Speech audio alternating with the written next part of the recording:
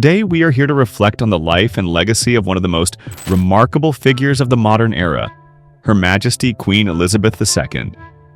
She stood as a symbol of stability, grace, and dedication, not only to her country, but to the entire Commonwealth and the world. Let us take a journey through her life, her reign, her duties, and even some of the lesser-known signs and traditions she upheld, including how she subtly communicated with her guards and attendants.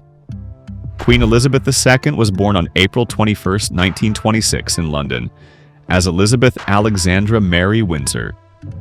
At the time, no one expected her to become queen. She was the daughter of Prince Albert, Duke of York, and Lady Elizabeth Bowes-Lyon. Everything changed in 1936 when her uncle, King Edward VIII, abdicated the throne. Her father became King George VI, making young Elizabeth the heir presumptive. From a young age, Elizabeth showed a strong sense of duty. She served in the Auxiliary Territorial Service during World War II, learning how to drive and maintain military vehicles, a rare sight for a royal princess. Elizabeth's life changed forever on February 6, 1952. When her father passed away, she was just 25 years old. Her coronation took place on June 2, 1953, and was one of the first major events broadcast live on television.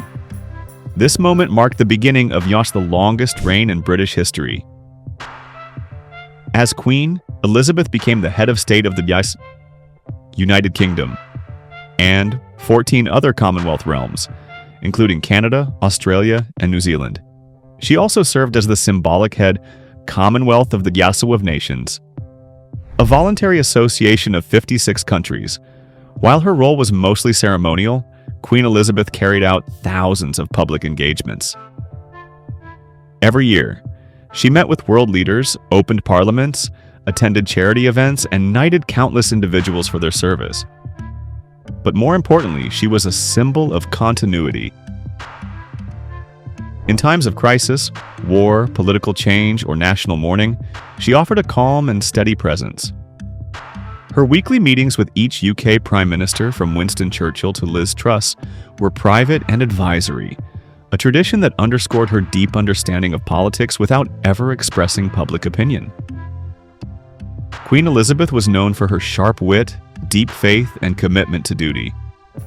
Despite her royal status, she had a great sense of humor and a love for simple pleasures.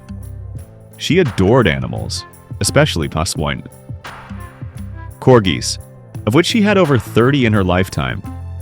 She was also a skilled horse rider and a passionate fan of horse racing. Though she rarely showed emotion in public, those close to her described her as warm, curious, and incredibly perceptive. During her reign, Queen Elizabeth witnessed enormous change: the end of the British Empire and rise of the Commonwealth, the Cold War and its end, the rise of the internet and globalization tragedies like Princess Diana's death, 9/11, and the COVID-19 pandemic. She guided the monarchy through scandal, scrutiny, and generational shifts, yet remained a unifying figure. She adapted quietly, embracing technology, modern values, and a more public-facing monarchy. One of the most fascinating aspects of the Queen's life was how she non-verbally communicated with her staff and guards. Here are a few known signals. The handbag signal. Her handbag wasn't just for show. If she switched her handbag from one arm to the other, it signaled that she wanted to end a conversation. If she placed it on the floor, it meant she needed to leave a situation quickly. If it was placed on the table at a dinner, staff knew she wanted to leave within 5 minutes. Ring twisting. If she began twisting her wedding ring or playing with it, it was often a hot, nervous habit, but could also mean she was ready to move on. Subtle glances or posture changes. The Queen was trained to signal her aides with nothing more than a look or a tilt of the head. Her guards and attendants were trained to pick up on these extremely subtle cues. These signals allowed her to maintain poise in any situation, while discreetly controlling her environment. A quiet power few ever noticed. Queen Elizabeth married Prince Philip in 1947. Their marriage lasted 73 years until his death in 2021. Together they had 4 children: Charles, Anne, Andrew, and Edward. Her reign ended with her passing on September 8, 2022 at Balmoral Castle in Scotland. The world mourned her deeply. Heads of state, citizens, and even her critics paused to honor her life.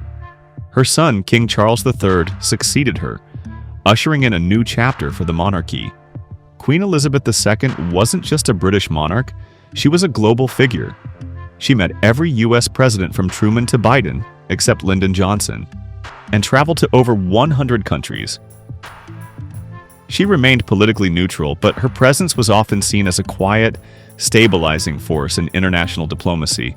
Her speeches, though rare, were deeply personal and widely respected, especially during times of hardship, such as her address during the COVID-19 pandemic. "We will meet again," she said, offering comfort in the face of uncertainty. Queen Elizabeth II's reign was the second longest of any monarch in world history. As we remember Queen Elizabeth II, we don't just remember a monarch.